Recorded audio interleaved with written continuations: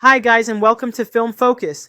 Today's movie review is about Highest to Lowest, starring Denzel Washington and Jeffrey Wright, directed by one of our greatest directors in movie history, Mr. Spike Lee. In this film, Mr. Lee takes us on a journey from a high point to a low point for two very strong characters, David King and young Felon. In 1963, the great film director Akira Kurosawa brought us the film High and Low. This was about a wealthy executive who was attempting to purchase a shoe company called National Shoes.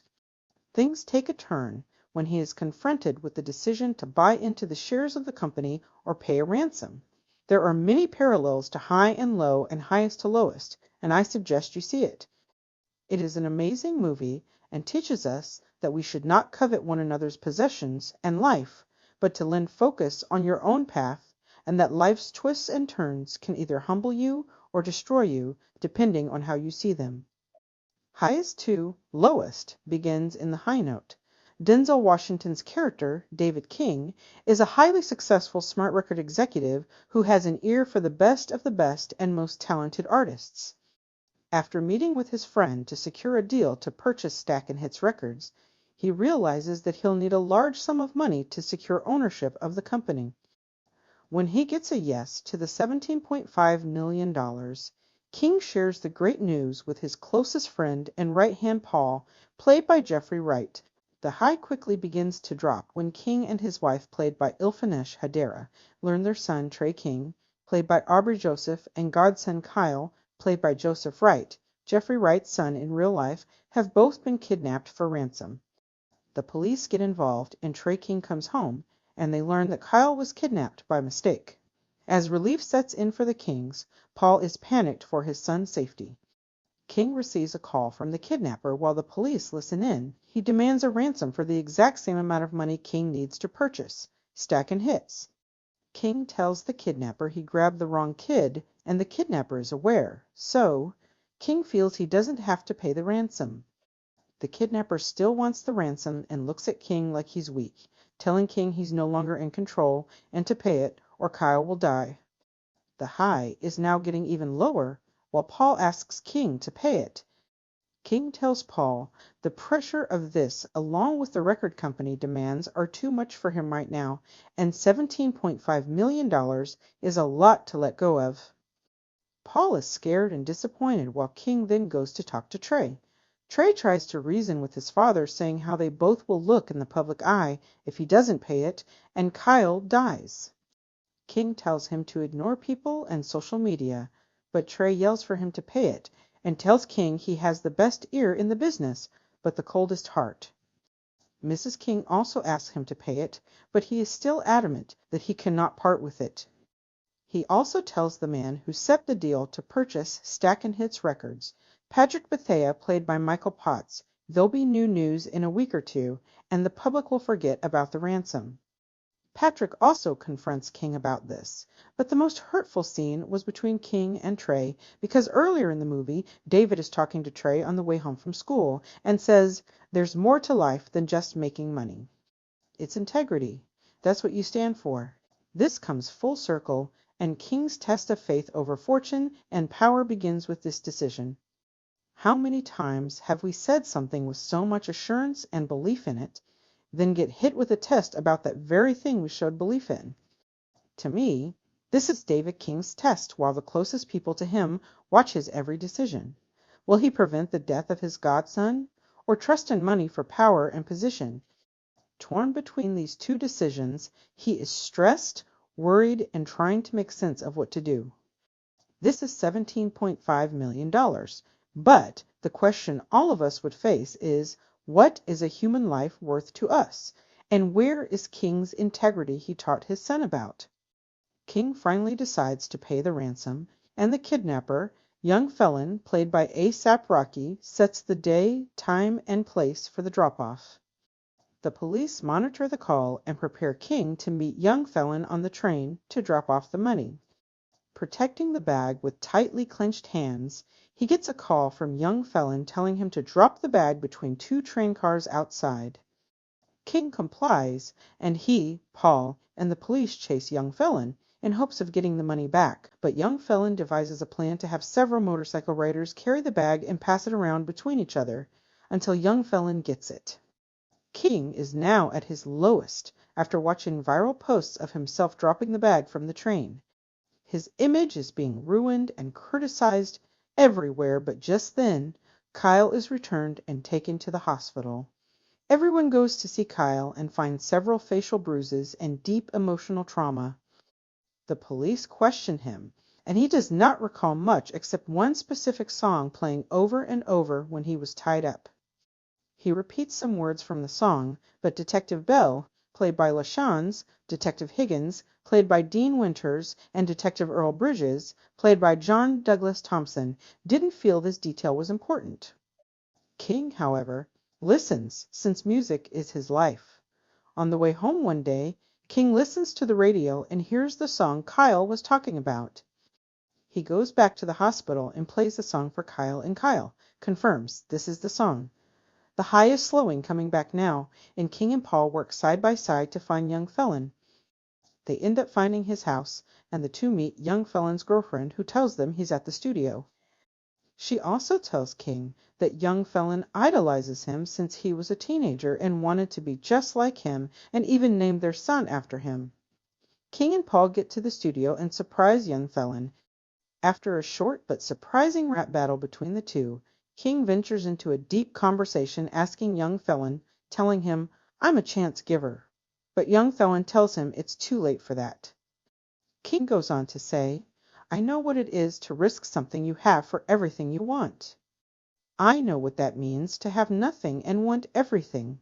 And all of us can resonate with this, but the question especially for young felon is, what are you willing to risk? Your life? Your freedom? Your family?" King continues with, "You're hollow on the inside, you lonely on the inside. Alone on the inside? You're hurt on the inside. That's what I want to see and feel."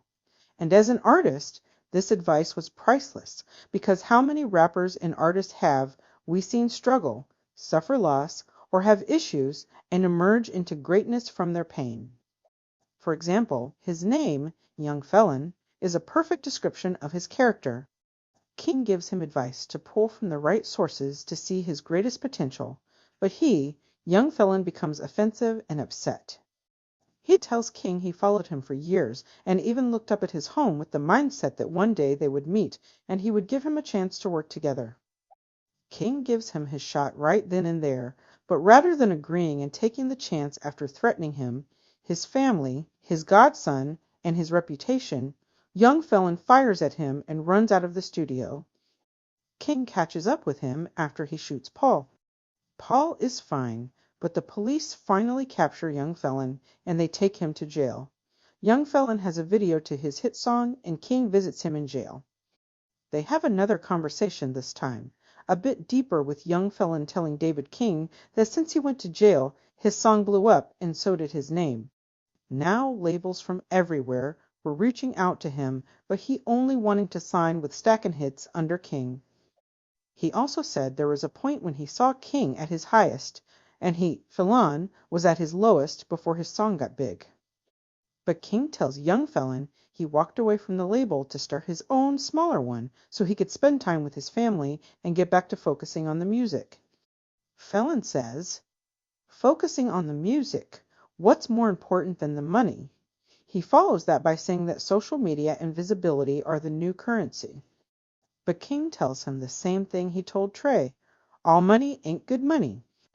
This is where I feel we see the beginning from the end for King, but I'll circle back to that in a minute. Young felon was pissed that King didn't want to work with him and is escorted out of the room by the guards while King sits alone in the room now and says, "Amen." The final scene is with Trey introducing a potential new artist to his dad named Sula, played by the very talented Ayanna Lee, blows David and his wife away. He asks her a vital question: "Do you believe in yourself, and do you believe in me?" She answers yes to both questions, which I felt young felon could not answer with yes. When given a chance in the studio, there was no belief in where David King could take his career, and he clearly did not believe in himself enough to pursue King in a more ethical way. She said the name of her song was Highest to Lowest, and he replies with, "Do you believe you'll be successful? And do you believe in having hard times? Because that's what it will be. And the hard times will come from the good times, and the good times will come from the success, and the success will come from the money, and the mayhem follows. So, can you handle the mayhem? Can you handle the money? Can you handle the success? Can you handle the failures? Can you handle the lovers? Can you handle the memes? Can you handle everything in between?" She says yes, and he tells her he believes her then, gives her a chance. To me, this is a classic. There are many signs of Spike Lee in this movie, and his fans will know immediately. The music, the direction, three-time repeat on some scenes from different directions, repeating lines 2 and 3 times, angle shots, dialogue, and his classic shots of New York City. It has amazing, breathtaking scenery in parts of New York. I've never seen that were just beautiful. The cast was amazing. Denzel Washington, Jeffrey Wright, Joseph Wright, Ilfenesh Hadera, Aubrey Joseph, ASAP Rocky, John Douglas Thompson, Wendell Pierce, Dean Winters, Rick Fox, Rosie Perez, and the entire cast did a great job. I especially liked Mr. Washington's great facial expressions in each scene that caught so much clarity to what David King was feeling or thinking. There are several great messages and meaning in this movie for me. The two names, David King and Young Felon, are very important. There is a line Young Felon says when he calls David King, King David.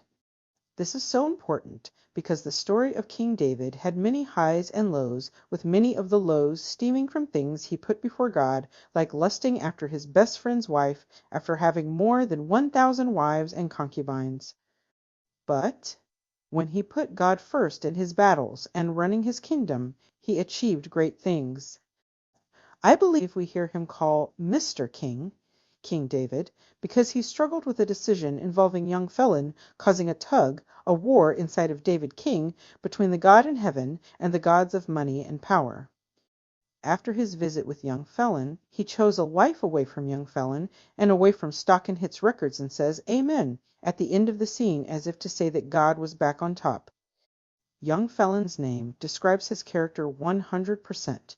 His youth has him seeing fame and success in a man, money, fame, and manipulation, which also makes him become a felon. But if he had chosen the higher path of meeting David another way, he could have been where Sula ended up in the end. We also hear David King say, "All money ain't good money," twice in the film. He says it once to his son Trey and again to Young Felon for two different reasons. When he tells his son this, he's teaching Trey there is a line when it comes to money because it can become a god to you if you allow that. It can dictate your life, rule over your thoughts, and be more than enough but leave you never satisfied and always looking for more depending on its source. If it comes from doing and choosing the right path, it can be a blessing, but from the wrong path and for the wrong reasons, it will destroy you and everything you've built. When he tells Young Felon the same line, as if to say, there's no good in seeking it the way he did, King then stares at Felon with disappointment. The final meaning I feel is so important is in the title itself. We have all been high and low at some point in our lives. Things are looking up, we're doing great, and sometimes suddenly or subtly things begin to turn into lows or even to the lowest it can go. For David King, we think the lowest for him are the negative memes, losing the money and losing the deal, and although it was a low point for him, it was not the lowest. He got his son back, his godson back. His wife and best friend were still with him, his life status was still good, and he was still healthy. But without the low, how would he know what the high was? It took him to be shaken from his status as a mogul, to understand you cannot stay at the top, unshaken forever. After this happened, he chose to work with his son, gained new talent, and humbled himself to change and embraced his family more. So, I agree he was at a high at the beginning of the movie, but the low in the middle brought him back to a high point and positioned him to address Young Felon one-on-one. The pain caused by the kidnapping only took him to his highest, which he reached at the end of the movie because he released the record label and young felon, which represented the money god. His freedom and highest was when he put God, his family, and stepping out on his own back into the first position over money. I also believe we see young Thug at his lowest thinking. He hits his highest with his song hitting the charts and all the deals he's been offered. But this is truly his lowest, because his God was and remained money and power. This movie outlines and defines for us how not all money is good money. Please let me know in the comments which character you liked the most in the movie and what you thought the message was. Thanks so much for watching, and please like and share this video. See you next movie.